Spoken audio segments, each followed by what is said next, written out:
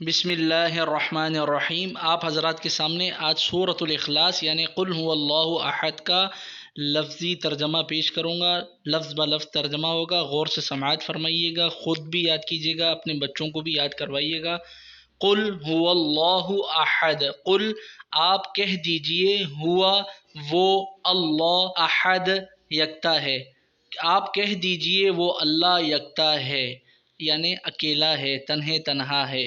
اللہ الصمد، اللہ بے نیاز ہے، اللہ بے نیاز ہے۔ لم یلد، نہیں اس نے کسی کو جنا پیدا کیا، ولم یولد، اور نہیں یولد وہ خود جنا گیا پیدا کیا گیا، ولم یکن لہ کفوا احد، ولم کا مطلب اور نہیں، واو کا مطلب اور، لم کا مطلب نہیں، یکن کا مطلب ہوتا ہے، لہو اس کا ہے، اس کا، اور نہیں ہے اس کا، کفواً ہمسر، اس کا پارٹنر، اس کا شریک، احد کوئی بھی، یعنی اللہ تعالیٰ کا کوئی پارٹنر نہیں، کوئی شریک نہیں، نہ اس نے کسی کو پیدا کیا نہ اس سے کوئی پیدا ہوا۔ یہ سورۃ الاخلاص کا مکمل لفظی ترجمہ ہے۔ امید کرتا ہوں کہ آپ کو ویڈیو پسند آئی ہوگی۔